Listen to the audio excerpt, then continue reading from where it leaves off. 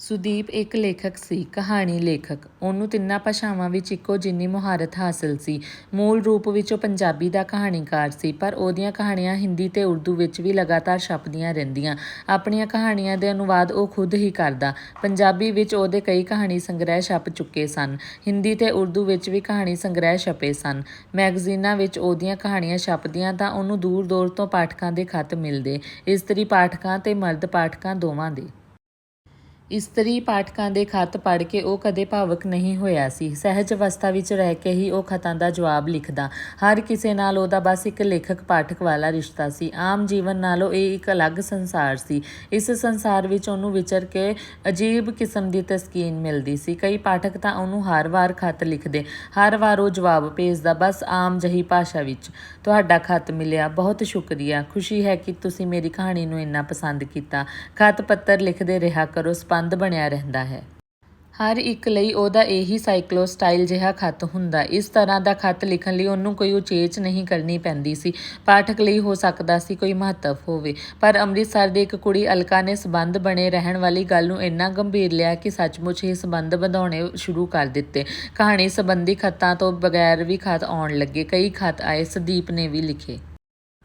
ਸੁਦੀਪ ਦੀ ਉਮਰ 35 ਤੋਂ ਉੱਤੇ ਹੋ ਚੁੱਕੀ ਸੀ, ਪਰ ਹਾਲੇ ਤੱਕ ਉਹਨੇ ਸ਼ਾਦੀ ਨਹੀਂ ਕਰਾਈ ਸੀ। ਕਾਰਨ ਸਨ, ਪਹਿਲ ਤਾਂ ਕੋਈ ਕੁੜੀ ਉਹਨੂੰ ਜਚੀ ਹੀ ਨਹੀਂ। ਫਿਰ 2 ਕੁੜੀਆਂ ਨਾਲ ਸੰਬੰਧ ਬਣੇ, ਪਰ ਵਿਆਹ ਕਿਸੇ ਨਾਲ ਵੀ ਨਾ ਹੋ ਸਕਿਆ। ਇੱਕ ਕੁੜੀ ਛੁੱਟੜ ਸੀ, ਉਹਦੇ ਲਈ ਸੁਦੀਪ ਦੀ ਮਾਂ ਨਹੀਂ ਮੰਨੀ ਸੀ। ਦੂਜੀ ਨਾਲ ਜਾਤ ਪਾਤ ਬਰਾਦਰੀ ਦਾ ਫਰਕ ਸੀ, ਮਾਂ ਉਹਦੇ ਲਈ ਵੀ ਨਹੀਂ ਮੰਨੀ। ਉਹਨੂੰ ਮਾਂ ਬਹੁਤ ਪਿਆਰੀ ਸੀ। ਉਹ ਚਾਹੁੰਦਾ ਸੀ ਉਹ ਕੁੜੀ ਹੋਵੇ ਜਿਹਨੂੰ ਮਾਂ ਪਸੰਦ ਕਰਦੀ ਹੋਵੇ, ਉਹ ਕੁੜੀ ਹੋਵੇ ਜਿਹੜੀ ਮਾਂ ਦੀ ਸੇਵਾ ਕਰ ਸਕੇ। ਫਿਰ ਮਾਂ ਵੀ ਮਰ ਗਈ ਤੇ ਉਹ ਆਪ ਵੀ ਵੱਡੀ ਉਮਰ ਦਾ ਹੋ ਕੇ ਰਹਿ ਗਿਆ। ਫਿਰ ਤਾਂ ਜੇ ਕੋਈ ਉਹਨੂੰ ਵਿਆਹ ਬਾਬਤ ਪੁੱਛਦਾ ਤਾਂ ਉਹ ਜਵਾਬ ਦਿੰਦਾ, ਵਿਆਹ ਨਹੀਂ ਕਰਾਉਣਾ ਹੁਣ ਤਾਂ ਇਕੱਲੇ ਰਹਿਣ ਦੀ ਆਦਤ ਪੈ ਗਈ। ਨਾਲੇ ਵਿਆਹ ਦੀ ਉਮਰ ਤਾਂ ਉਦੋਂ ਹੁੰਦੀ ਹੈ ਜਦੋਂ ਨਵੇਂ ਕੱਪੜੇ ਪਾਉਣ ਨੂੰ ਦਿਲ ਕਰਦਾ ਹੋਵੇ।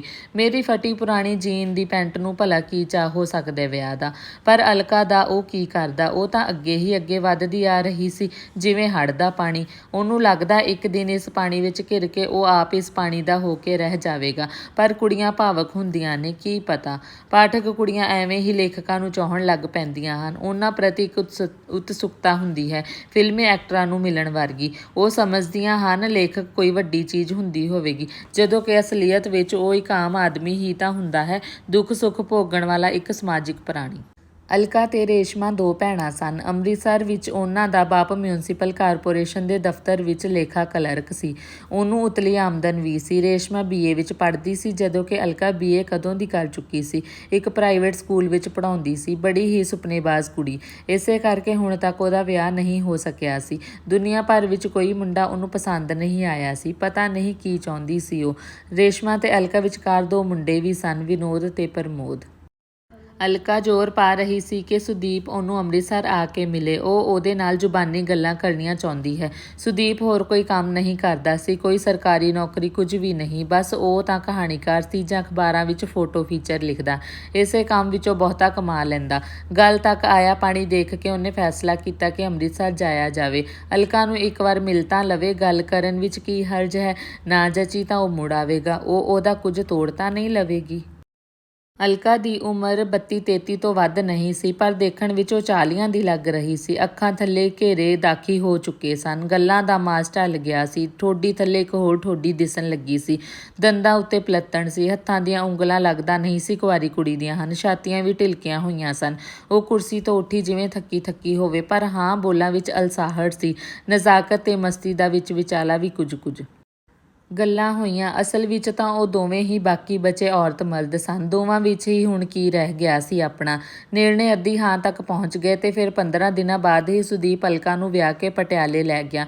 ਵਿਆਹ ਵੀ ਕੀ ਸੀ, ਉਹ ਆਪਣੇ ਇੱਕ ਦੋਸਤ ਨੂੰ ਨਾਲ ਲੈ ਕੇ ਅੰਮ੍ਰਿਤਸਰ ਗਿਆ ਸੀ। ਅਲਕਾ ਲਈ 2 ਸੂਟ ਤੇ ਕੰਨਾਂ ਲਈ ਸੋਨੇ ਦੇ ਟੋਪਸ, ਇੱਕ ਨੱਕ ਦਾ ਕੋਕਾ ਬਣਵਾ ਕੇ ਲੈ ਗਿਆ। ਵਿਆਹ ਦੀ ਸਾਦੀ ਜਿਹੀ ਰਸਮ ਹੋਈ। ਟੈਕਸੀ ਵਿੱਚ ਬਿਠਾ ਕੇ ਉਹ ਉਹਨੂੰ ਲੈ ਆਇਆ ਸੀ। ਫਿਰ ਜਦੋਂ ਉਹ ਅੰਮ੍ਰਿਤਸਰ ਜਾਂਦਾ, ਰੇਸ਼ਮਾ ਉਹਦੇ ਪੈਰ ਮਿੱਧਦੀ ਰਹਿੰਦੀ। ਬੈਠ ਕੇ ਗੱਲਾਂ ਮਾਰਨ ਲੱਗਦੀ ਤਾਂ ਗੱਲਾਂ ਹੀ ਮਾਰੀ ਜਾਂਦੀ। ਰੋਟੀ ਵੀ ਉਹ ਖਵਾਉਂਦੀ। ਸੁਦੀਪ ਦੇ ਕੱਪੜੇ ਧੋ ਦਿੰਦੀ। ਸ਼ਾਮ ਵਕਤ ਬਾਜ਼ਾਰ ਦੀ ਸੈਰ ਨੂੰ ਲੈ ਤੁਰਦੀ ਤੇ ਸੁਦੀਪ ਦਾ ਖਰਚ ਕਰਵਾਉਂਦੀ। ਜੀਜਾ ਜੀ ਕਰਦੀ ਦਾ ਜਿਵੇਂ ਮੂੰਹ ਸੁੱਕਦਾ ਹੋਵੇ। ਅਲਕਾ ਬਹੁਤ ਘੱਟ ਬੋਲਦੀ। ਕਦੇ ਰੇਸ਼ਮਾ ਨੂੰ ਝਿੜਕਦੀ, ਇਹ ਲੜਕੀ ਜ਼ਰਾ ਸੰਕੋਚ ਰੱਖ ਬਈ, ਨਾ ਹੀ ਤਾਂ ਕਹਿਣਗੇ ਜੀਜਾ ਜੀ ਤੇਰੇ। ਇੰਪ੍ਰੈਸ਼ਨ ਬਣਾ ਕੇ ਰੱਖ। ਕਿਉਂ ਰੱਖਾਂ ਮੈਂ ਇੰਪ੍ਰੈਸ਼ਨ ਬਣਾ ਕੇ, ਜੀਜਾ ਜੀ ਮੇਰੇ ਹੀ ਨੇ। ਤੇ ਹਾਂ, ਉਹ ਫਿਰ ਬੋਲਣ ਲੱਗ ਪੈਂਦੀ। ਕਦੇ ਕਦੇ ਉਹ ਸੁਦੀਪ ਨਾਲ ਇਕੱਲੀ ਬਾਹਰ ਜਾਂਦੀ। ਉਹਨੇ ਸੁਦੀਪ ਨੂੰ ਅੰਮ੍ਰਿਤਸਰ ਦੀਆਂ ਸਾਰੀਆਂ ਪ੍ਰਸਿੱਧ ਥਾਵਾਂ ਦਿਖਾਈਆਂ ਸਨ। ਦਰਬਾਰ ਸਾਹਿਬ, ਜਲਿਆਂਵਾਲਾ ਬਾਗ, ਦੁਰਗਿਆਣਾ ਮੰਦਿਰ, ਬਾਬਾ ਅਟੱਲ, ਯੂਨੀਵਰਸਿਟੀ ਤੇ ਹਵਾਈ ਅੱਡਾ। ਜਦੋਂ ਉਹ ਸੁਦੀਪ ਨਾਲ ਇਕੱਲੀ ਹੁੰਦੀ ਤਾਂ ਘੱਟ ਬੋਲਦੀ, ਖਾਣ ਪੀਣ ਨੂੰ ਵੀ ਨਾ ਆਖਦੀ, ਪਰ ਅਲਕਾ ਨਾਲ ਹੁੰਦੀ ਤਾਂ ਅਲਕਾ ਨੂੰ ਗੱਲ ਨਾ ਕਰਨ ਦਿੰਦੀ। ਪੂਰੀ ਮੱਛਰੀ ਰਹਿੰਦੀ। ਸੁਦੀਪ ਨੂੰ ਉਹਦੀ ਚੁਲਬੁਲਾਹਟ ਪਿਆਰੀ ਲੱਗਦੀ। ਉਹਦੇ ਧੁਰ ਅੰਦਰ ਜਿਵੇਂ ਉਮੰਗ ਉੱਠਦੀ, ਰੇਸ਼ਮਾ ਵਰਗੀ ਕੋਈ ਹੋਵੇ। ਅਜਿਹੀ ਕੁੜੀ ਨਾਲ ਬੰਦਾ ਬਿਨਾਂ ਖੰਭਾਂ ਤੋਂ ਹੀ ਉੜਦਾ ਫਿਰਦਾ ਰਹਿੰਦੇ। ਅਜਿਹੀ ਕੁੜੀ ਦਾ ਸੰਗ ਬੰਦੇ ਨੂੰ ਵਰਿਆਂ ਦਾ ਅਹਿਸਾਸ ਨਹੀਂ ਹੋਣ ਦਿੰਦਾ। ਕਦੇ ਉਹਨੇ ਆਖਣਾ, ਜੀਜਾ ਜੀ ਮੇਰੇ ਵਾਲ ਦੇਖੋ ਹਨਾ ਕਿੰਨੇ ਲੰਮੇ। ਰੇਸ਼ਮਾ ਦੀਆਂ ਅੱਖਾਂ ਬਹੁਤ ਪ੍ਰਭਾਵਪੂਰਤ ਸਨ। ਕਦੇ ਕਦੇ ਉਹਨੇ ਬਹੁਤਾ ਹੀ ਖੁੱਲ ਜਾਣਾ ਤਾਂ ਪੁੱਛਣਾ, ਜੀਜਾ ਜੀ ਤੁਹਾਨੂੰ ਅੱਖ ਦੱਬਣੀ ਆਉਂਦੀ ਹੈ। ਸੁਦੀਪ ਉਹਦੀ ਹਰ ਹਰਕਤ ਉੱਤੇ ਬਸ ਹੱਸ ਛੱਡਦਾ। ਇਹ ਅਲਕਾ ਨਾਲ ਬਣੇ ਇੱਕ ਵਿਸ਼ਵਾਸ ਦਾ ਬੰਧਨ ਸੀ। ਰੇਸ਼ਮਾ ਨੂੰ ਉਹ ਉਹਦੀ ਵੱਡੀ ਭੈਣ ਦੀ ਅੱਖ ਨਾਲ ਦੇਖਦਾ। ਕਦੇ ਕਦੇ ਉਹ ਆਪ ਵੀ ਉਹਨੂੰ ਝਿੜਕ ਦਿੰਦਾ, ਰੇਸ਼ਮਾ ਚੁੱਪ ਹੋ ਜਾ, ਅੱਗੇ ਬੋਲੀ ਤਾਂ ਮਾਰਾਂਗਾ ਤੈਨੂੰ, ਸਮਝੀ। ਉਹ ਜੀਭ ਕੱਢਦੀ ਤੇ ਦੂਜੇ ਕਮਰੇ ਵਿੱਚ ਜਾ ਬੈਠਦੀ। ਕਦੇ ਰੁੱਸ ਜਾਂਦੀ ਤਾਂ ਰੋਣ ਲੱਗਦੀ। ਅਲਕਾ ਆਖਦੀ, ਤੁਸੀਂ ਰੇਸ਼ਮਾ ਨੂੰ ਬਹੁਤ ਸਿਰੇ ਚੜ੍ਹਾ ਰੱਖਿਆ, ਮਨਾਓ ਹੁਣ ਜਾ ਕੇ ਆਪਣੀ ਲਾਡਲੀ ਨੂੰ। ਤੇ ਫਿਰ ਕਈ ਸਾਲ ਬੀਤ ਗਏ। ਇਸ ਦੌਰਾਨ ਵਿਨੋਦ ਤੇ ਪ੍ਰਮੋਦ ਨੌਕਰੀਆਂ ਉੱਤੇ ਲੱਗ ਚੁੱਕੇ ਸਨ। ਉਹਨਾਂ ਦੇ ਵਿਆਹ ਵੀ ਹੋ ਗਏ ਸਨ। ਅਲਕਾ ਦੇ ਪਿਤਾ ਰਿਟਾਇਰ ਹੋ ਕੇ ਬਾਜ਼ਾਰ ਵਿੱਚ ਦੁਕਾਨਾਂ ਦਾ ਹਿਸਾਬ ਕਿਤਾਬ ਦੇਖਣ ਲੱਗੇ ਸਨ। ਉਹਨਾਂ ਕੋਲ 7-8 ਦੁਕਾਨਾਂ ਸਨ। ਘੰਟਾ ਘੰਟਾ ਹਰ ਦੁਕਾਨ ਉੱਤੇ ਲਾਉਂਦੇ। ਰੇਸ਼ਮਾ ਨੇ BA ਤੋਂ ਬਾਅਦ B.Ed ਕੀਤੀ ਸੀ ਤੇ ਉੱਥੇ ਅੰਮ੍ਰਿਤਸਰ ਹੀ ਇੱਕ ਪ੍ਰਾਈਵੇਟ ਸਕੂਲ ਵਿੱਚ ਉਹਨੂੰ ਨੌਕਰੀ ਮਿਲ ਗਈ ਸੀ। ਫਿਰ ਉਹਦਾ ਵਿਆਹ ਵੀ ਹੋ ਗਿਆ। ਮੁੰਡਾ ਬੈਂਕ ਵਿੱਚ ਕਲਰਕ ਸੀ, ਚੰਗੀ ਤਨਖਾਹ ਸੀ ਉਹਦੀ। ਰੇਸ਼ਮਾ ਕੋਲ ਇੱਕ ਮੁੰਡਾ ਸੀ। ਇੱਧਰ ਅਲਕਾ ਨੇ 2 ਜਵਾਕ ਜੰਮ ਲਏ ਸਨ, ਇੱਕ ਮੁੰਡਾ ਤੇ ਇੱਕ ਕੁੜੀ। ਪਟਿਆਲਾ ਛੱਡ ਕੇ ਉਹ ਬਠਿੰਡੇ ਆ ਟਿਕੇ ਸਨ। ਥਰਮਲ ਪਲਾਂਟ ਲੱਗ ਜਾਣ ਕਰਕੇ ਬਠਿੰਡਾ ਦਿਨੋਂ ਦਿਨ ਤਰੱਕੀ ਕਰਦਾ ਜਾ ਰਿਹਾ ਸੀ। ਥਰਮਲ ਪਲਾਂਟ ਦੇ ਕੋਲ ਹੀ ਰੋਜ਼ ਗਾਰਡਨ ਬਣ ਗਿਆ ਸੀ। ਕਦੇ ਕਿਸੇ ਨੂੰ ਇਹ ਸੁਪਨਾ ਵੀ ਨਹੀਂ ਸੀ ਕਿ ਬਠਿੰਡੇ ਦੇ ਟਿੱਬਿਆਂ ਵਿੱਚ ਕਦੇ ਕੋਈ ਫੁੱਲਾਂ ਦਾ ਬਾਗ ਲੱਗੇਗਾ। ਇੱਥੇ ਝੀਲਾਂ ਬਣ ਜਾਣਗੀਆਂ। ਉੱਧਰ ਛਾਉਣੀ ਤੱਕ ਇੱਕ ਨਵਾਂ ਬਠਿੰਡਾ ਉਸਰਦਾ ਜਾ ਰਿਹਾ ਸੀ। ਖਾਦ ਫੈਕਟਰੀ ਅਲੱਗ, ਬਰਸਾਤਾਂ ਵਿੱਚ ਟੋਬੇ ਦੇ ਪਾਣੀ ਵਾਂਗ ਫੈਲ ਰਿਹਾ ਸੀ ਸ਼ਹਿਰ। ਆਲੇ ਦੁਆਲੇ ਦੇ ਕਈ ਨਿੱਕੇ ਨਿੱਕੇ ਪਿੰਡ ਇਸ ਸ਼ਹਿਰ ਦੀ ਲਪੇਟ ਵਿੱਚ ਆ ਗਏ ਸਨ। ਸਿਆਣਿਆਂ ਦਾ ਅਨੁਮਾਨ ਸੀ ਕਿ ਕਿਸੇ ਦਿਨ ਬਠਿੰਡਾ ਪੰਜਾਬ ਦਾ ਸਭ ਤੋਂ ਵੱਡਾ ਸ਼ਹਿਰ ਬਣ ਜਾਵੇਗਾ। ਨਾ ਉਹ ਤਾਂ ਪਹਿਲਾਂ ਹੀ ਵੱਡਾ ਸੀ। ਬਠਿੰਡੇ ਵਿੱਚ 7 ਰੇਲਵੇ ਲਾਈਨਾਂ ਪੈਂਦੀਆਂ। ਸ਼ਹਿਰ ਵੱਧਦਾ ਦੇਖ ਕੇ ਇੱਥੋਂ ਅਖਬਾਰ ਰਸਾਲੇ ਨਿਕਲਣੇ ਵੀ ਜ਼ਰੂਰੀ ਸਨ। ਕਿੰਨੇ ਸਾਰੇ ਜ਼ਿਲ੍ਹਾ ਦਫ਼ਤਰ ਸਨ, ਪ੍ਰਾਈਵੇਟ ਅਦਾਰੇ ਤੇ ਫਿਰ ਇਲਾਕੇ ਦੀਆਂ ਰਾਜਨੀਤਿਕ ਸਰਗਰਮੀਆਂ ਦਾ ਕੇਂਦਰ। ਇੱਕ ਸੇਠ ਜਿਹੜਾ ਕੱਪੜੇ ਦਾ ਬਹੁਤ ਵੱਡਾ ਵਪਾਰੀ ਸੀ ਪਰ ਰਾਜਨੀਤਿਕ ਵਿੱਚ ਵੀ ਮੂੰਹ ਮਾਰਦਾ ਨੇ ਸ਼ਕਤੀ ਪੰਜਾਬ ਨਾਉ ਦਾ ਇੱਕ ਸਪਤਾਹਿਕ ਪੱਤਰ ਛਾਪਣਾ ਸ਼ੁਰੂ ਕੀਤਾ। 16 ਸਫ਼ੇ ਦਾ ਇੱਕ ਪਰਚਾ ਪੰਜਾਬੀ ਵਿੱਚ ਛਪਦਾ ਹੁੰਦਾ। ਇਸ ਵਿੱਚ ਇੱਕ ਕਹਾਣੀ ਤੇ 4-5 ਗਜ਼ਲਾਂ ਵੀ ਹੁੰਦੀਆਂ, ਪਰ ਬਹੁਤੀਆਂ ਖਬਰਾਂ ਇਲਾਕੇ ਦੀਆਂ ਛਪਦੀਆਂ, ਬਠਿੰਡੇ ਦੀਆਂ ਸਥਾਨਕ ਖਬਰਾਂ ਵੀ। ਪਰਚੇ ਵਿੱਚ ਸਾਫ਼ ਸੁਥਰਾ ਮੈਟਰ ਹੁੰਦਾ। ਇਹ ਸਪਤਾਹਿਕ ਬਲੈਕਮੇਲਰ ਬਿਲਕੁਲ ਨਹੀਂ ਸੀ। ਘਰਾਂ ਵਿੱਚ ਪੜ੍ਹਨ ਵਾਲਾ ਪਰਚਾ ਸੀ ਸ਼ਕਤੀ ਪੰਜਾਬ। ਜਦੋਂ ਤੋਂ ਸੁਦੀਪ ਇਹਦਾ ਸੰਪਾਦਕ ਬਣਿਆ, ਪਰਚਾ ਹੋਰ ਵੀ ਦਿਲਚਸਪ ਹੋ ਗਿਆ। ਸੁਦੀਪ ਨੇ ਬਠਿੰਡੇ ਆ ਕੇ ਕਹਾਣੀਆਂ ਲਿਖਣੀਆਂ ਘੱਟ ਕਰ ਦਿੱਤੀਆਂ। ਸੇਠ ਚੰਗੀ ਤਨਖਾਹ ਦਿੰਦਾ ਸੀ। ਦਿੰਦਾ ਵੀ ਕਿਵੇਂ ਨਾ, ਸ਼ਕਤੀ ਪੰਜਾਬ ਵਿੱਚੋਂ ਉਹਨੂੰ ਚੰਗਾ ਪੜਤਾ ਪੈਂਦਾ ਸੀ। ਬਾਣੀਆਂ ਉਹ ਹਰ ਕੰਮ ਕਰਨ ਲਈ ਤਿਆਰ ਹੁੰਦਾ ਹੈ ਜਿਸ ਵਿੱਚ ਉਹਨੂੰ ਪੜਤਾ ਪੈਂਦਾ ਹੋਵੇ। ਸੁਦੀਪ ਦਾ ਅੰਮ੍ਰਿਤਸਰ ਜਾਣਾ ਬਹੁਤ ਘਟਿਆ ਹੋਇਆ ਸੀ। ਅਲਕਾ ਵੀ ਮਸਾਂ ਹੀ ਕਦੇ ਕਦੇ ਜਾਂਦੀ, ਆਮ ਕਰਕੇ ਗਰਮੀ ਦੀਆਂ ਛੁੱਟੀਆਂ ਵਿੱਚ ਜਾਂਦੀ। ਉਹਨਾਂ ਦਿਨਾਂ ਵਿੱਚ ਬੱਚਿਆਂ ਦੀ ਪੜ੍ਹਾਈ ਦਾ ਨੁਕਸਾਨ ਨਹੀਂ ਹੁੰਦਾ ਸੀ। ਰੇਸ਼ਮਾ ਬਠਿੰਡੇ ਕਦੇ ਨਹੀਂ ਆਈ ਸੀ। ਕੁਆਰੀ ਹੁੰਦੀ ਪਟਿਆਲੇ ਤਾਂ ਕਈ ਚੱਕਰ ਮਾਰ ਗਈ ਸੀ। ਇੱਕ ਵਾਰ ਵਿਆਹ ਤੋਂ ਬਾਅਦ ਵੀ ਆਈ ਸੀ ਆਪਣੇ ਮਿਸਟਰ ਨੂੰ ਨਾਲ ਲੈ ਕੇ। ਉਹਦਾ ਤਾਂ ਉਹ 4-5 ਦਿਨ ਠਹਿਰੇ ਸਨ। ਸੁਦੀਪ ਨੂੰ ਮੁੰਡਾ ਖਚਰਾ ਜਿਹਾ ਲੱਗਿਆ ਸੀ। ਵਿਆਹ ਤੋਂ ਬਾਅਦ ਰੇਸ਼ਮਾ ਪਹਿਲਾਂ ਜਿੰਨੀ ਚੁਲਬਲੀ ਨਹੀਂ ਰਹੀ ਸੀ। ਗੱਲਾਂ ਘੱਟ ਕਰਦੀ। ਉਹਨੂੰ ਖਾਣ ਪੀਣ ਦਾ ਬਹੁਤਾ ਲਾਲਚ ਵੀ ਨਹੀਂ ਰਿਹਾ ਸੀ। ਹਾਂ, ਘੁੰਮਣ ਫਿਰਨ ਦੀ ਆਦਤ ਉਹੀ ਪੁਰਾਣੀ ਸੀ। ਰੇਸ਼ਮਾ ਜਦੋਂ ਕੁਆਰੀ ਸੀ ਕਹਾਣੀਆਂ ਲਿਖਦੀ ਹੁੰਦੀ। ਉਹਦੀਆਂ 2 ਕਹਾਣੀਆਂ ਉਹਨਾਂ ਦੇ ਕਾਲਜ ਮੈਗਜ਼ੀਨ ਵਿੱਚ ਛਪੀਆਂ ਸਨ। ਫਿਰ ਉਹ ਕਹਿੰਦੀ ਰਹਿੰਦੀ, ਜੀਜਾ ਜੀ ਮੇਰੀਆਂ ਕਹਾਣੀਆਂ ਵੀ ਛਪਵਾ ਦਿਓ ਕਿਧਰੇ, ਤੁਹਾਡਾ ਤਾਂ ਇੰਨਾ ਵੱਡਾ ਨਾਮ ਹੈ ਲੇਖਕਾਂ ਵਿੱਚ। ਸੁਦੀਪ ਨੇ ਉਹਦੀਆਂ 2 ਕਹਾਣੀਆਂ ਜਲੰਧਰ ਦੇ ਇੱਕ ਅਖਬਾਰ ਵਿੱਚ ਛਪਵਾ ਦਿੱਤੀਆਂ ਸਨ। ਇੱਧਰ ਉੱਧਰ 2-3 ਮਾਸਿਕ ਪੱਤਰਾਂ ਨੂੰ ਵੀ ਕਹਾਣੀਆਂ ਭੇਜੀਆਂ ਸਨ, ਪਰ ਉਹਨਾਂ ਵਿੱਚੋਂ ਕਿਤੇ ਨਹੀਂ ਛਪੀ ਸੀ ਕੋਈ ਕਹਾਣੀ। ਜਲੰਧਰ ਦੇ ਉਸ ਅਖਬਾਰ ਬਾਰੇ ਮਸ਼ਹੂਰ ਸੀ ਕਿ ਬਸ ਲਿਖਾਈ ਪੜ੍ਹਨ ਯੋਗ ਹੋਵੇ, ਕਹਾਣੀ ਛਪ ਜਾਂਦੀ ਹੈ, ਤੇ ਰੇਸ਼ਮਾ ਦੀਆਂ ਕਹਾਣੀਆਂ ਛਪ ਗਈਆਂ ਸਨ। ਉਹ ਇਹ ਕਹਾਣੀਆਂ ਮੁੰਡੇ ਕੁੜੀ ਦੇ ਭਾਵਕ ਪਿਆਰ ਬਾਰੇ ਹੀ ਲਿਖਦੀ। ਇਹਨਾਂ ਕਹਾਣੀਆਂ ਵਿੱਚ ਕੋਈ ਖਾਸ ਸਮਾਜਿਕ ਤੱਥ ਨਹੀਂ ਹੁੰਦਾ ਸੀ। ਕਹਾਣੀ ਵਿੱਚ ਹਮੇਸ਼ਾ ਉਹ ਕੁੜੀ ਦਾ ਪੱਖ ਲੈਂਦੀ। ਤੇ ਜਦੋਂ ਉਹ ਬਠਿੰਡੇ ਆਈ, ਉਹਦਾ ਮੁੰਡਾ 5 ਵਰ੍ਹਿਆਂ ਦਾ ਹੋ ਚੁੱਕਾ ਸੀ, ਸਕੂਲ ਜਾਂਦਾ ਸੀ। ਰੇਸ਼ਮਾ ਵਿੱਚ ਪਹਿਲਾਂ ਜਿੰਨੀ ਰੜਕ ਨਹੀਂ ਰਹਿ ਗਈ ਸੀ। ਉਹਦਾ ਚਿਹਰਾ ਉਦਾਸ ਲੱਗਦਾ, ਬਾਹਾਂ ਦਾ ਮਾਸ ਢਿਲਕਿਆ ਢਿਲਕਿਆ, ਅੱਖਾਂ ਵਿੱਚ ਵੀ ਉਹ ਚਮਕ ਨਹੀਂ ਸੀ। ਸਿਰ ਦੇ ਵਾਲ ਛੋਟੇ ਛੋਟੇ ਹੋ ਗਏ ਸਨ। ਗੱਲ ਉੱਤੇ ਉਹ ਆਪਣੇ ਮੁੰਡੇ ਨੂੰ ਝਿੜਕਦੀ ਤੇ ਨਿੱਕਾ ਜਿਹਾ ਬਹਾਨਾ ਲਾ ਕੇ ਉਹਨੂੰ ਕੁੱਟ ਸੁੱਟਦੀ, ਮੁੰਡੇ ਦਾ ਬੁਰਾ ਹਾਲ ਕਰ ਦਿੰਦੀ ਤੇ ਫਿਰ ਖੁਦ ਵੀ ਬਦਹਵਾਸ ਜਿਹੀ ਹੋ ਜਾਂਦੀ। ਅਲਕਾ ਨੇ ਉਸ ਨੂੰ ਸਮਝਾਇਆ, ਬੱਚੇ ਨੂੰ ਇੰਨਾ ਮਾਰਨਾ ਨਹੀਂ ਚਾਹੀਦਾ, ਢੀਠ ਹੋ ਜਾਂਦੇ। ਫਿਰ ਅੱਧੇ ਘੰਟੇ ਬਾਅਦ ਹੀ ਰੇਸ਼ਮਾ ਸਹਿਜ ਹੋ ਜਾਂਦੀ ਤੇ ਫਿਰ ਅਲਕਾ ਜਾਂ ਸੁਦੀਪ ਨਾਲ ਗੱਲਾਂ ਕਰਨ ਲੱਗਦੀ। ਪਤਾ ਨਹੀਂ ਉਹਨੂੰ ਕਿਉਂ ਇਸ ਤਰ੍ਹਾਂ ਦਾ ਸੁਭਾਅ ਬਣਾ ਲਿਆ ਸੀ। ਇਸ ਤਰ੍ਹਾਂ ਦੀ ਉਹ ਨਹੀਂ ਹੁੰਦੀ ਸੀ, ਇਸ ਤਰ੍ਹਾਂ ਦੀ ਉਹ ਕਦੇ ਵੀ ਨਹੀਂ ਸੀ। ਉਸ ਦਿਨ ਉਹ ਦੁਪਹਿਰੇ ਜਿਹੇ ਆਈ ਸੀ। ਸ਼ਾਮ ਵੇਲੇ ਜਦੋਂ ਸਾਰੇ ਬੈਠ ਕੇ ਰੋਟੀ ਖਾਣ ਲੱਗੇ ਤਾਂ ਰੇਸ਼ਮਾ ਬੋਲੀ, ਜੀਜਾ ਜੀ ਇੱਕ ਕਹਾਣੀ ਲਿਖੋ, ਕਹਾਣੀ ਦਾ ਮਸਾਲਾ ਤੁਹਾਨੂੰ ਮੈਂ ਦਿੰਦੀ ਹਾਂ, ਤੂੰ ਆਪ ਹੀ ਲਿਖ ਲੈ, ਤੂੰ ਵੀ ਤਾਂ ਕਹਾਣੀਕਾਰ ਹੈ। ਨਹੀਂ ਮੈਂ ਨਹੀਂ, ਤੁਸੀਂ ਲਿਖੋ, ਤੁਸੀਂ ਚੰਗੀ ਲਿਖੋਗੇ, ਮੈਂ ਤਾਂ ਸਭ ਛੱਡਿਆ ਛੁਡਾਇਆ ਇਹ ਧੰਦਾ। ਕਿਉਂ ਕਹਾਣੀਆਂ ਲਿਖਣਾ ਧੰਦਾ ਹੁੰਦਾ? ਸਭ ਲੋਕ ਕੋਈ ਨਾ ਕੋਈ ਧੰਦਾ ਕਰਦੇ ਨੇ, ਧੰਦੇ ਬਗੈਰ ਗੁਜ਼ਾਰਾ ਨਹੀਂ, ਕਹਾਣੀਆਂ ਲਿਖਣਾ ਵੀ ਤਾਂ ਇੱਕ ਧੰਦਾ ਹੋਇਆ। ਤੂੰ ਫਿਰ ਇਸ ਧੰਦੇ ਵਿੱਚ ਅੱਗੇ ਕਿਉਂ ਨਹੀਂ ਵਧੀ? ਤੂੰ ਚੰਗਾ ਲਿਖ ਲੈਂਦੀ ਸੀ। ਸੁਦੀਪ ਨੇ ਉਹਦੀ ਫੋਕੀ ਵਡਿਆਈ ਕੀਤੀ। ਨਹੀਂ ਮੈਂ ਨਹੀਂ, ਤੁਸੀਂ ਲਿਖੋ। ਚੰਗਾ ਸੁਣਾ, ਫਿਰ ਕੀ ਗੱਲ ਹੈ? ਰੋਟੀ ਖਾ ਕੇ ਸੁਣਾਵਾਂਗੀ। ਕੋਈ ਅਜਿਹੀ ਗੱਲ ਤਾਂ ਨਹੀਂ ਕਿ ਅਲਕਾ ਤੋਂ ਸ਼ਰਮਾਉਂਦੀ ਹੋਵੇਂ? ਨਹੀਂ ਦੀਦੀ ਤੋਂ ਕਾਹਦੀ ਸ਼ਰਮ? ਉਹ ਅਲਕਾ ਦੇ ਬੱਚਿਆਂ ਵੱਲ ਝਾਕੀ, ਫਿਰ ਕਹਿੰਦੀ, ਰੋਟੀ ਖਾ ਲਈਏ ਫਿਰ ਸੁਣਾਵਾਂਗੀ। ਰੋਟੀ ਤੋਂ ਮਗਰੋਂ ਅਲਕਾ ਦੇ ਦੋਵੇਂ ਬੱਚੇ ਦਿਨੇਸ਼ ਤੇ ਸੋਨੀਆ ਬਾਹਰ ਗਲੀ ਵਿੱਚ ਦੌੜ ਗਏ। ਅਲਕਾ ਨੇ ਮਗਰੋਂ ਉੱਚੀ ਹਾਕ ਮਾਰੀ, ਦੀਨੂ ਬੇਟੇ। ਉਹ ਮੁੜ ਆਇਆ। ਹਾਂ ਮੰਮੀ। ਬੇਟਾ ਰੋਹਿਤ ਨੂੰ ਨਾਲ ਲੈ ਕੇ ਜਾਓ, ਇਹ ਵੀ ਖੇਡੇਗਾ ਤੁਹਾਡੇ ਨਾਲ। ਤੇ ਫਿਰ ਰੋਹਿਤ ਨੂੰ ਕਿਹਾ, ਜਾ ਰੋਹਿਤ ਤੂੰ ਵੀ ਜਾ। ਉਹ ਮੂੰਹ ਵਿੱਚ ਉਂਗਲੀ, ਉਹ ਹੌਲੀ ਦਿਨੇਸ਼ ਮਗਰ ਤੁਰਨ ਲੱਗਿਆ। ਸੋਨੀਆ ਆਈ ਤੇ ਰੋਹਿਤ ਦੀ ਬਾਂਹ ਫੜ ਕੇ ਉਹਨੂੰ ਗਲੀ ਵਿੱਚ ਘੜੀਸਦੀ ਹੋਈ ਭੱਜਣ ਲੱਗੀ। ਅਲਕਾ, ਰੇਸ਼ਮਾ ਤੇ ਸੁਦੀਪ ਮਕਾਨ ਦੀ ਛੱਤ ਉੱਤੇ ਚੜ੍ਹ ਗਏ। ਗਰਮੀ ਦਾ ਮਹੀਨਾ ਸੀ, ਉੱਤੇ ਤਾਜ਼ੀ ਹਵਾ ਵਗ ਰਹੀ ਸੀ। ਰੇਸ਼ਮਾ ਆਸਮਾਨ ਵੱਲ ਝਾਕ ਕੇ ਕਹਿਣ ਲੱਗੀ, ਇੱਥੇ ਵੀ ਅੰਮ੍ਰਿਤਸਰ ਵਾਲਾ ਹਾਲ ਹੈ ਦੀਦੀ? ਨਿਖਰਿਆ ਆਕਾਸ਼ ਤਾਂ ਦਿਸਦਾ ਹੀ ਨਹੀਂ, ਕਿੰਨੀ ਧੂੜ ਹੈ ਤੇ ਕਿੰਨਾ ਧੂੰਆਂ।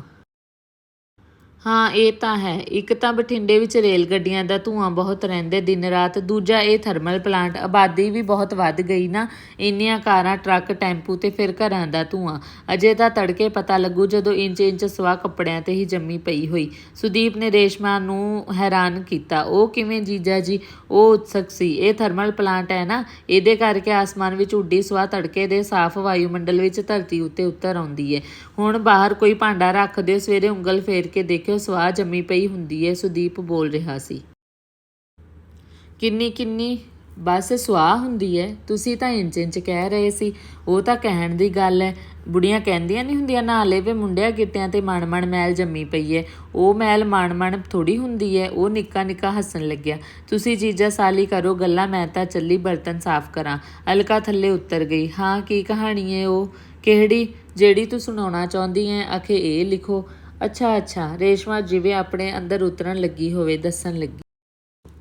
ਅੰਮ੍ਰਿਤਸਰ ਜਿੱਥੇ ਅਸੀਂ ਰਹਿੰਦੇ ਆ ਨਾ, ਮਤਲਬ ਜਿਹੜਾ ਇਹਨਾਂ ਦਾ ਪੁਰਾਣਾ ਮਕਾਨ ਹੈ, ਸਾਡੇ ਗੁਆਂਢ ਵਿੱਚ ਇੱਕ ਔਰਤ ਹੈ, ਕੋਮਲ ਹੈ ਉਹਦਾ ਨਾਮ। ਖਾਸਾ ਜਿਹਾ ਚੰਗਾ ਵਪਾਰ ਹੈ ਉਹਦੇ ਹਸਬੈਂਡ ਦਾ।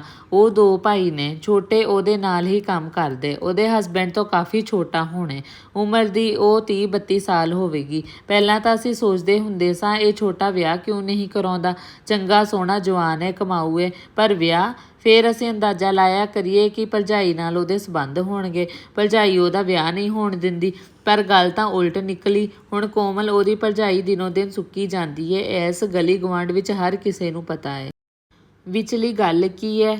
ਉਹ ਛੋਟਾ ਜਦੋਂ ਵਿਆਹ ਲਿਆ ਨਾ, ਘਰ ਵਾਲੀ 2-4 ਵਾਰ ਆਈ, ਫਿਰ ਕਈ ਮਹੀਨੇ ਆਈ ਹੀ ਨਾ, ਤੇ ਫਿਰ ਉਹਨਾਂ ਦੇ ਘਰ ਛੋਟੇ ਮੁੰਡੇ ਦੇ ਸਹੁਰਿਆਂ ਦਾ ਫੋਨ ਆਇਆ ਕਰਨ, ਕੁਸਰ ਮੁਸਰ ਜਿਹੀ ਹੁੰਦੀ ਰਿਹਾ ਕਰੇ, ਪਤਾ ਭਾਈ ਕੋਈ ਨਾ ਲੱਗੇ ਕਿਸੇ ਨੂੰ। ਫਿਰ ਛੋਟੇ ਦੀ ਬਹੂ ਆ ਗਈ। ਫਿਰ ਕੀ ਹੋਇਆ?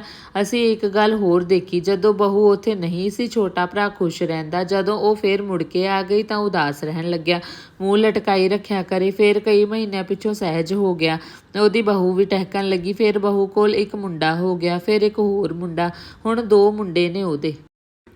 ਆਹ ਕੀ ਗੱਲ ਬਣੀ? ਇਹ ਕੋਈ ਲਿਖਣ ਵਾਲੀ ਗੱਲ ਹੈ? ਇਹ ਤਾਂ ਆਮ ਜਿਹੀ ਘਰੇਲੂ ਵਾਰਤਾ ਹੈ, ਸੁਦੀਪ ਨੇ ਕਿਹਾ ਤੇ ਫਿਰ ਪੁੱਛਣ ਲੱਗਿਆ, ਹੋਰ ਸੁਣਾ ਤਰਸੇਮ ਲਾਲ ਜੀ ਦਾ ਕੀ ਹਾਲ ਹੈ?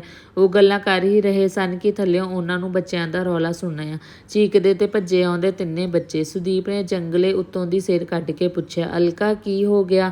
ਉਹ ਰਸੋਈ ਵਿੱਚੋਂ ਬਾਹਰ ਆਈ। ਪੁੱਛਿਆ, ਕੀ ਆਖਿਆ ਜੀ? ਇਹ ਜਵਾਕਾਂ ਨੂੰ ਕੀ ਹੋ ਗਿਆ ਹੈ? ਚਿੱਤਰਹਾਰ ਕਹਿ ਕੇ ਉਹ ਰਸੋਈ ਅੰਦਰ ਚਲੀ ਗਈ।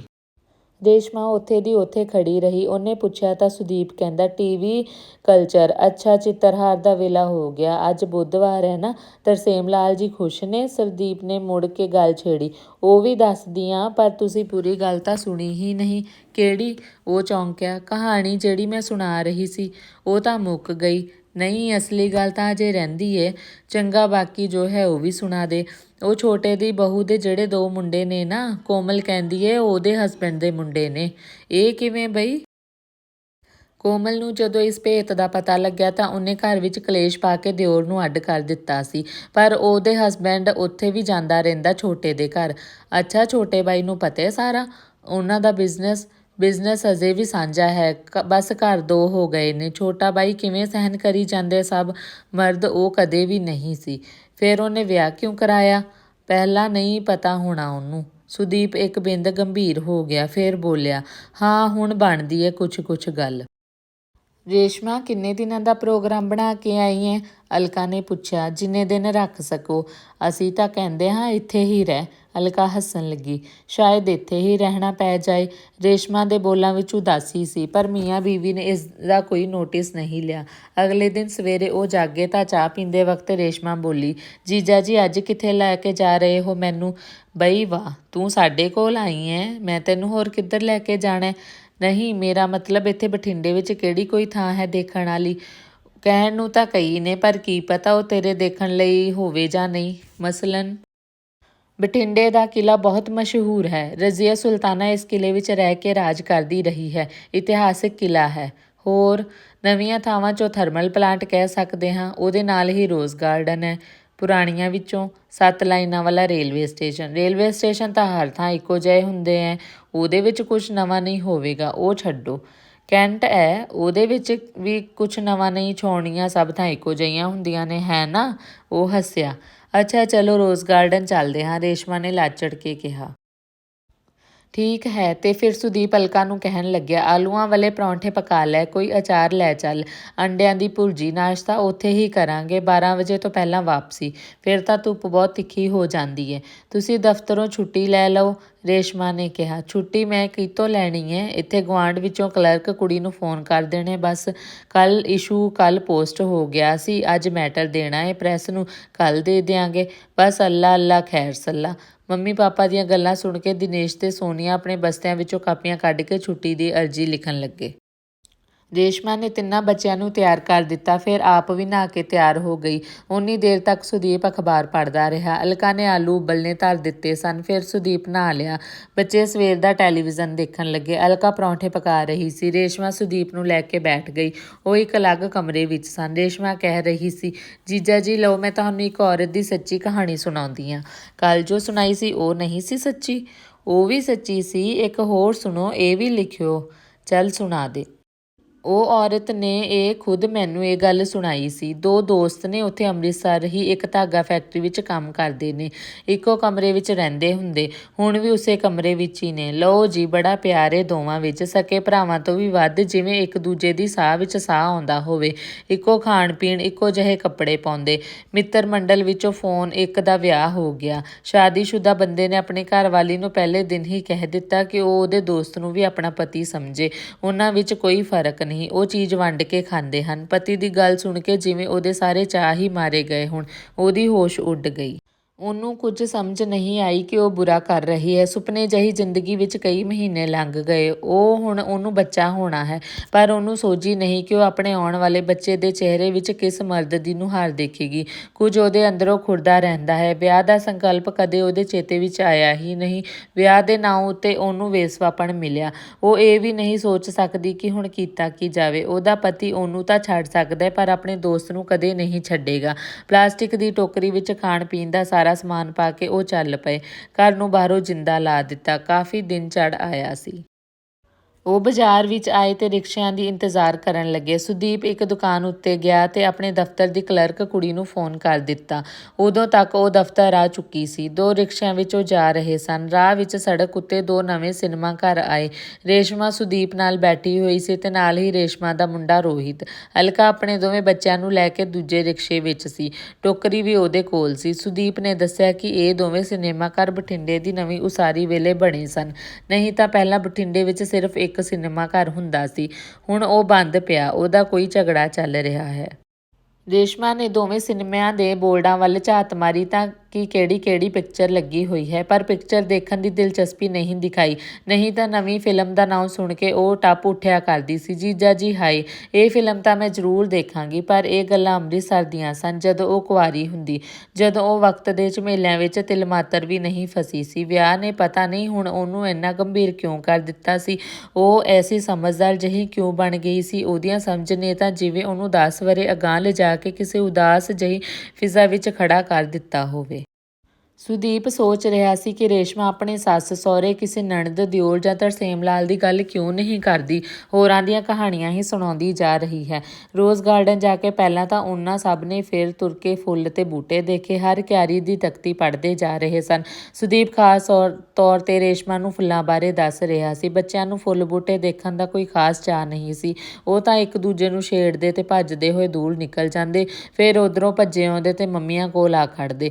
ਮੰਮੀਆਂ ਦੇ ਹੱਥਾਂ ਦੀਆਂ ਉਂਗਲਾਂ ਫੜ ਕੇ ਮੂੰਹ ਵਿੱਚ ਪਾਉਣ ਦੀ ਕੋਸ਼ਿਸ਼ ਕਰਦੇ। ਘੰਟਾ ਭਰ ਘੁੰਮ ਫਿਰ ਕੇ ਉਹਨਾਂ ਨੇ ਇੱਕ ਟੂਟੀ ਤੋਂ ਪਾਣੀ ਪੀਤਾ, ਫਿਰ ਇੱਕ ਵੱਡੇ ਸਾਰੇ ਥੜੇ ਦੀ ਛਾਂ ਵਿੱਚ ਘਾਹ ਉੱਤੇ ਬੈਠ ਗਏ। ਬੱਚੇ ਟਿਕ ਕੇ ਨਹੀਂ ਬੈਠ ਰਹੇ ਸਨ। ਅਲਕਾ ਉਹਨਾਂ ਨੂੰ ਝਿੜਕ ਬਿਠਾਉਂਦੀ, ਪਰ ਉਹ ਝਿੜਕਾਂ ਦੀ ਕੋਈ ਪਰਵਾਹ ਨਾ ਕਰਦੇ ਤੇ ਉੱਠ ਕੇ ਇੱਧਰ ਉੱਧਰ ਭੱਜ ਜਾਂਦੇ, ਫੁੱਲਾਂ ਉੱਤੇ ਬੈਠੀਆਂ ਤਿਤਲੀਆਂ ਵਾਂਗ। ਅਲਕਾ ਘਾਹ ਉੱਤੇ ਟੇਢੀ ਹੋ ਗਈ ਸੀ। ਉਹ ਥੱਕੀ ਲੱਗਦੀ ਸੀ। ਬੱਚੇ ਹੁਣ ਦੂਰ ਜਾ ਚੁੱਕੇ ਸਨ। ਤਿਤਲੀਆਂ ਮਗਰ ਦੌੜਦੇ ਰੇਸ਼ਮਾ ਨੇ ਇੱਕ ਹੋਰ ਕਹਾਣੀ ਛੋਹ ਦਿੱਤੀ।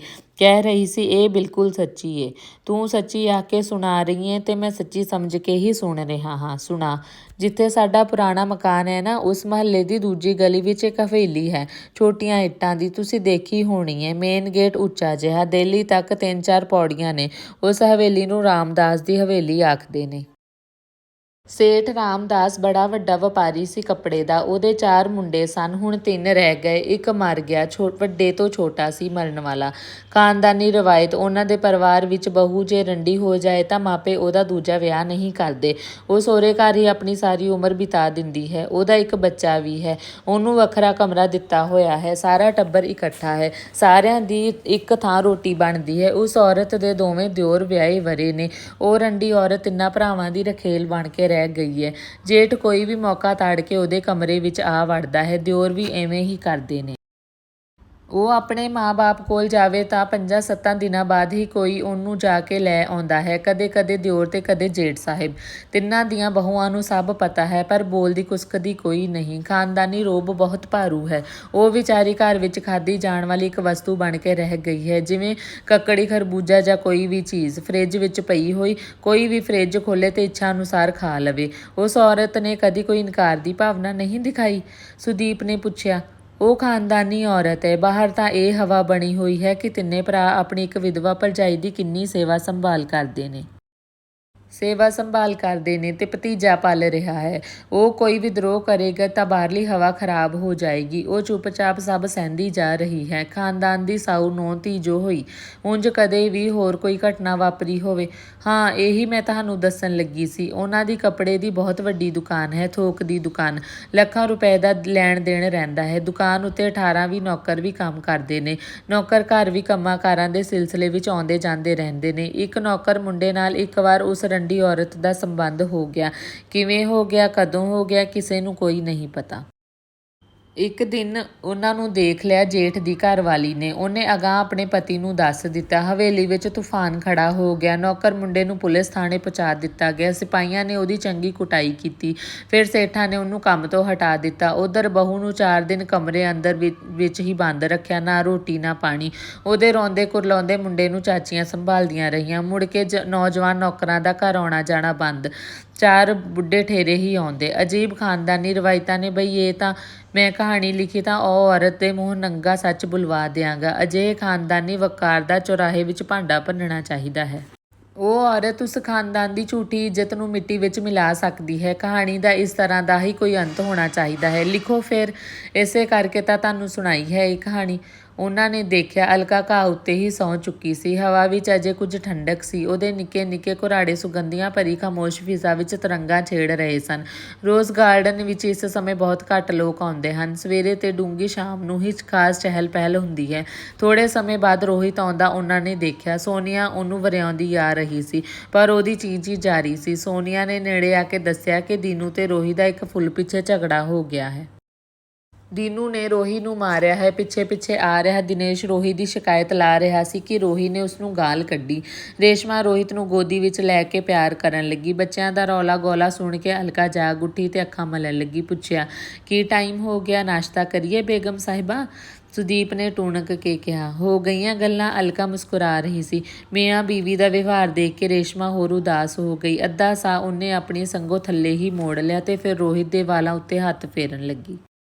ਭੁੱਖ ਤਾਂ ਖੂਬ ਲੱਗੀ ਹੋਣੀ ਹੈ ਰੇਸ਼ਮਾ। ਸੁਦੀਪ ਉਹਦੇ ਵੱਲ ਸਨੇਹ ਨਾਲ ਝਾਕਿਆ। ਤੁਹਾਨੂੰ ਨਹੀਂ ਲੱਗੀ ਭੁੱਖ? ਕਰ ਲਓ ਨਾਸ਼ਤਾ ਤਾਂ ਕਰਨਾ ਹੀ ਹੈ, ਰੇਸ਼ਮਾ ਨੇ ਕਿਹਾ। ਨਾਸ਼ਤੇ ਬਾਅਦ ਉਹ ਉੱਠਣ ਹੀ ਲੱਗੇ ਸਨ ਕਿ ਅਲਕਾ ਨੇ ਯਾਦ ਕਰਾਇਆ, ਇੱਕ ਇੱਕ ਕੱਪ ਚਾਹ ਵੀ ਲੈ ਲਓ। ਥਰਮਸ ਭਰ ਕੇ ਕਾਹਦੇ ਲਈ ਲਿਆਂਦੀ ਏ? ਵਾਹ ਕਮਾਲ ਹੈ, ਚਾਹ ਵੀ ਹੈ? ਸੁਦੀਪ ਖਿੜ ਉੱਠਿਆ। ਰੋਜ਼ ਗਾਰਡਨ ਤੋਂ ਬਾਹਰ ਆ ਕੇ ਉਹ ਝੀਲਾਂ ਦੇਖਣ ਲੱਗੇ। ਇੱਕ ਝੀਲ ਕਿਨਾਰੇ 2 ਕਿਸ਼ਤੀਆਂ ਖੜੀਆਂ ਸਨ। ਬੋਟਿੰਗ ਵੀ ਹੁੰਦੀ ਹੋਵੇਗੀ।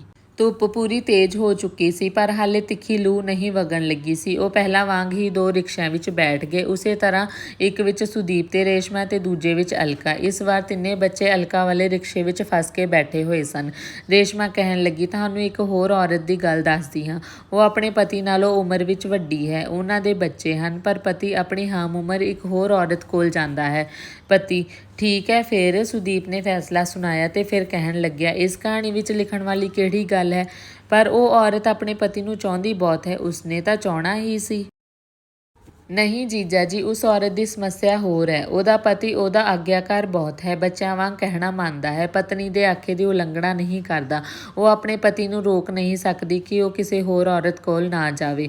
ਉਹ ਬੰਦਾ ਆਪਣੀ ਪਤੀ ਦਾ ਵੀ ਪੂਰਾ ਸਾਥ ਦਿੰਦੇ, ਪਰ ਇੱਕ ਦੂਰੀ ਜਿਹੀ, ਇੱਕ ਵਾਰ ਵਿੱਥ ਜਿਹੀ ਤੇ ਇੱਕ ਅਜਨਬੀਅਤ ਜਿਹੀ ਹਮੇਸ਼ਾ ਉਹਦੇ ਪਿੰਡੇ ਨੂੰ ਖੁਲਚਦੀ ਰਹਿੰਦੀ ਹੈ। ਉਸ ਅੰਦਰ ਘਟੀਆਪਨ ਦਾ ਅਹਿਸਾਸ ਹੈ। ਬੰਦਾ ਕਿਤੇ ਜਾਂਦਾ ਫਿਰੇ, ਉਹਨੂੰ ਪੂਰਾ ਸਮਾਂ ਦਿੰਦੇ। ਬੰਦੇ ਦਾ ਕੀ ਹੈ? ਉਹ ਤਾਂ ਨਹੀਂ ਜੀਜਾ ਜੀ, ਇਹ ਗੱਲ ਨਹੀਂ। ਇਹ ਤਾਂ ਗਲਤ ਹੈ। ਤੁਸੀਂ ਮਰਦ ਲੋਕ ਨਹੀਂ ਸਮਝ ਸਕਦੇ ਇਸ ਦਰਦ ਨੂੰ। ਤੁਸੀਂ ਔਰਤ ਦੇ ਨੁਕਤੇ ਤੋਂ ਸੋਚ ਕੇ ਦੇਖੋ ਜ਼ਰਾ। ਬਈ ਔਰਤ ਦੇ ਨੁਕਤੇ ਤੋਂ ਹੀ ਸੋਚ ਰਿਹਾ ਹਾਂ। ਨਹੀਂ ਸੋਚ ਰਹੇ। ਘਰ ਆ ਕੇ ਸਭ ਨੇ ਨਿੰਬੂ ਪਾਣੀ ਪੀਤਾ। ਫਿਰ ਅਲਕਾ ਦੁਪਹਿਰ ਦੀ ਰੋਟੀ ਦਾ ਆਹਰ ਕਰਨ ਲੱਗੀ। ਸੁਦੀਪ ਚਾਹ ਦਾ ਪਿਆਲਾ ਪੀ ਕੇ ਦਫ਼ਤਰ ਚਲਿਆ ਗਿਆ। ਕਹਿੰਦਾ, ਹੁਣੇ ਆਇਆ ਮੈਂ ਅਲਕਾ, ਜ਼ਰਾ ਇੱਕ ਚੱਕਰ ਮਾਰ ਆਵਾਂ। ਰੇਸ਼ਮਾ ਅਲਕਾ ਦਾ ਹੱਥ ਵਟਾਉਣ ਲੱਗੀ। ਬੱਚੇ ਖਿਡੌਣੇ ਲੈ ਕੇ ਬੈਠ ਗਏ। ਅਸਲ ਵਿੱਚ ਉਹ ਦੋਵੇਂ ਭੈਣ ਭਾਈ ਦੇਖ ਰਹੇ ਸਨ ਕਿ ਰੋਹਿਤ ਨੂੰ ਕਿਹੜਾ ਖਿਡੌਣਾ ਪਸੰਦ ਹੈ। ਸੁਦੀਪ ਜ਼ਰਾ ਲੇਟ ਆਇਆ। ਬੱਚੇ ਰੋਟੀ ਖਾ ਚੁੱਕੇ ਸਨ। ਉਹ ਦੋਵੇਂ ਸੁਦੀਪ ਦੀ ਉਡੀਕ ਵਿੱਚ ਬੈਠੀਆਂ ਅੰਮ੍ਰਿਤਸਰ ਦੀਆਂ ਗੱਲਾਂ ਕਰਦੀਆਂ ਰਹੀਆਂ। ਵਿਨੋਦ ਤੇ ਪ੍ਰਮੋਦ ਦੀਆਂ ਵਹੁਟੀਆਂ ਦੀਆਂ ਗੱਲਾਂ ਤੇ ਆਂਢ ਗੁਆਂਢ ਦੀਆਂ ਕੁੜੀਆਂ ਬਾਰੇ, ਕਿਹੜੀ ਵਿਆਹੀ ਗਈ ਹੈ ਤੇ ਕਿਹੜੀ ਰਹਿ ਗਈ ਹੈ, ਕਿਹਨੂੰ ਕਿਹੜਾ ਕਿਹੋ ਜਿਹਾ ਹਸਬੈਂਡ ਮਿਲਿਆ ਹੈ। ਸ਼ਾਮ ਦੀ ਰੋਟੀ ਲਈ ਅਲਕਾ ਖਾਸਾ ਕੁਝ ਕਰਨ ਲੱਗੀ। ਕਿਧਰੇ ਕੱਦੂ ਦੇ ਕੋਫਤੇ ਬਣ ਰਹੇ ਸਨ। ਧੋਤੇ ਮਾਹਾਂ ਦੀ ਸੁੱਕੀ ਦਾਲ ਵਿੱਚ ਖੋਪਾ, ਦਾਖਾ, ਕਾਜੂ ਤੇ ਛੋਟੀ ਇਲਾਇਚੀ ਪਾ ਕੇ ਖੀਰ ਕਮਾਲ ਦੀ ਬਣਾਉਂਦੀ ਹੁੰਦੀ ਅਲਕਾ। ਬਾਜ਼ਾਰੋਂ ਦੇਖ ਦੇਖ ਕੇ ਮਿੱਠੇ ਅੰਬ ਲੈ ਕੇ ਆਈ ਉਹ। ਅੰਬਾਂ ਦਾ ਗੁੱਦਾ ਪਾ ਕੇ ਰਾਤ ਨੂੰ ਫਰਿੱਜ ਵਿੱਚ ਆਈਸਕ੍ਰੀਮ ਵੀ ਰੱਖ ਦਿੱਤੀ। ਫਿਰ ਰਾਤ ਨੂੰ ਜਦੋਂ ਅਲਕਾ ਬਰਤਨ ਸਾਫ਼ ਕਰਨ ਲੱਗੀ, ਬੱਚੇ ਟੀਵੀ ਦੇਖ ਰਹੇ ਸਨ। ਸੁਦੀਪ ਤੇ ਰੇਸ਼ਮਾ ਛੱਤ ਉੱਤੇ ਜਾ ਬੈਠੇ। ਇੱਧਰ ਉੱਧਰ ਦੀਆਂ ਗੱਲਾਂ ਹੋਣ ਲੱਗੀਆਂ। ਸੁਦੀਪ ਨੇ ਆਪਣੇ ਸਾਂਢੂ ਤਰਸੇਮ ਲਾਲ ਦੀ ਗੱਲ ਛੇੜੀ ਤਾਂ ਰੇਸ਼ਮਾ ਟਾਲ ਗਈ। ਕਹਿਣ ਲੱਗੀ, ਅੱਛਾ ਤੁਹਾਨੂੰ ਇੱਕ ਹੋਰ ਕਹਾਣੀ ਸੁਣਾਉਂਦੀ ਹਾਂ, ਇਹ ਵੀ ਲਿਖਿਓ। ਬਸ ਇਹੀ ਇੱਕ ਸੁਣਾਵਾਂਗੀ, ਫਿਰ ਹੋਰ ਨਹੀਂ।